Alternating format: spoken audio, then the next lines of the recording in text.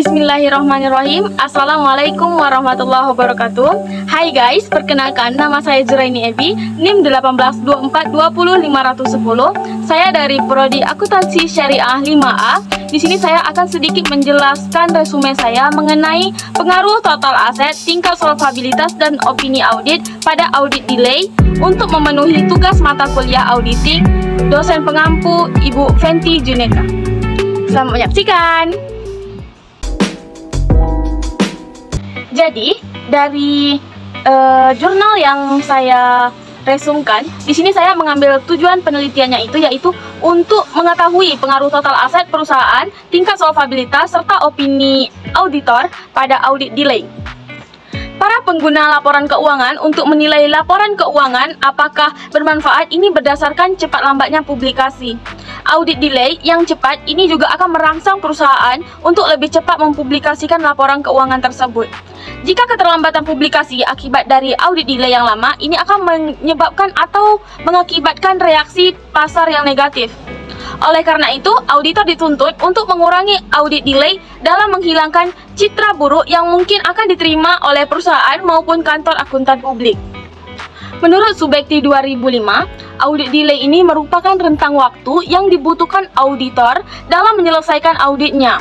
Dengan kata lain, audit delay diasumsikan sebagai jumlah hari dari akhir periode tahun buku sebuah perusahaan hingga ditandatangani laporan keuangan yang telah diaudit sebagai akhir dari standar pekerjaan lapangan yang dilakukan. Dalam penelitian ini, variabel bebas yang digunakan adalah total aset, tingkat solvabilitas, dan opini audit dengan variabel terikatnya adalah audit delay. Di sini saya akan sedikit menjelaskan pengertian dari total aset, tingkat solvabilitas, dan opini audit. Total aset merupakan cara dalam mengukur ukuran perusahaan. Apabila total aset suatu perusahaan adalah besar, maka semakin singkat audit delay-nya. Kemudian, variabel solvabilitas atau yang sering disebut dengan rasio leverage merupakan jumlah proporsi hutang yang dimiliki oleh perusahaan. Solvabilitas dapat pula diartikan sebagai perbandingan antara jumlah hutang dengan jumlah ekuitas yang dimiliki perusahaan. Dan pengertian dari opini audit merupakan media bagi auditor untuk mengungkapkan pendapat atas laporan keuangan kepada investor menyangkut keadaan laporan keuangan. Penelitian ini dilakukan di Bursa Efek Indonesia. Populasi dalam penelitian ini adalah seluruh perusahaan manufaktur yang terdaftar di Bursa Efek Indonesia periode 2019-2011 yang berjumlah 174 perusahaan. Pada penelitian ini menggunakan metode purpose sampling, yaitu penentuan sampelnya itu dengan menggunakan kriteria tertentu dan akhirnya mendapatkan 48 perusahaan yang memenuhi kriteria. Sehingga data pengamatan selama 3 tahun periode adalah 144 data observasi. Hasil pembahasan dari penelitian ini untuk tabel 1 statistik deskriptif menunjukkan bahwa rata-rata dari total aset perusahaan adalah 27,63% dengan standar deviasi sebesar 1,88%. Standar deviasi sebesar 1,88%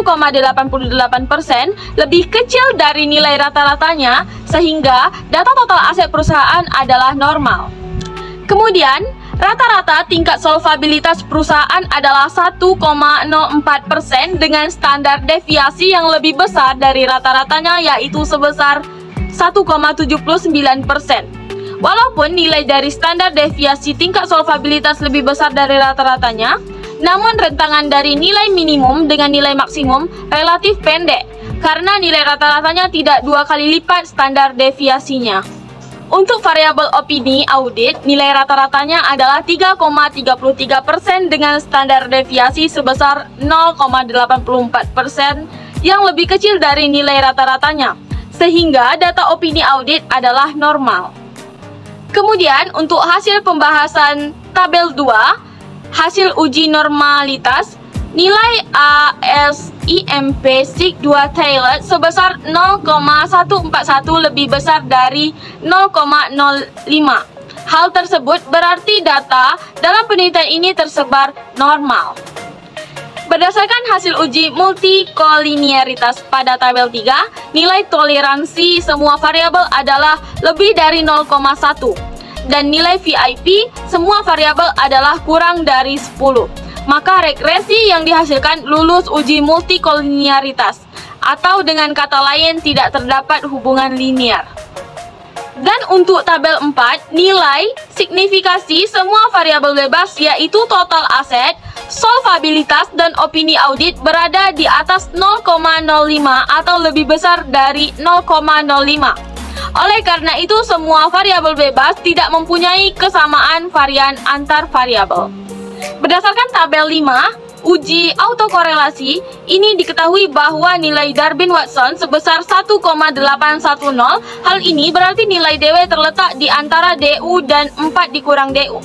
Oleh karena itu, tidak terdapat kesalahan penggangguan antara tahun pengamatan dengan tahun sebelumnya, atau dengan kata lain, ini lulus uji autokorelasi. Dan pada tabel terakhir, tabel 6, terlihat bahwa variabel total aset dan variabel opini audit memiliki koefisien negatif.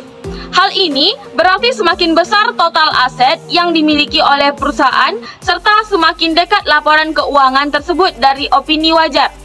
Maka, audit delay yang dilakukan oleh auditor adalah semakin singkat. Untuk variabel solvabilitas memiliki koefisien positif. Ini berarti semakin besar nilai DER suatu perusahaan, maka audit delay yang dilakukan adalah semakin lama. Secara parsial, dalam penelitian ini menunjukkan bahwa total aset sebesar 0,282 lebih besar dari 0,05. Hal ini berarti total aset tidak berpengaruh secara individu pada audit delay. Berbeda dengan dua variabel lain, nilai signifikan variabel solvabilitas dengan 0,000 dan variabel opini audit sebesar 0,000 lebih kecil dari 0,05. Hal ini menunjukkan bahwa solvabilitas dan opini audit itu berpengaruh secara individu pada audit delay. Hasil penelitian ini mendukung penelitian dari Parwanti dan Yohanes 2009 serta penelitian dari Iskandar dan Estralita 2010 yang menyatakan bahwa total aset tidak berpengaruh pada audit delay. Solvabilitas dalam penelitian ini diproyeksikan dengan rasio DER, yaitu total hutang baik dibagi dengan total ekuitas.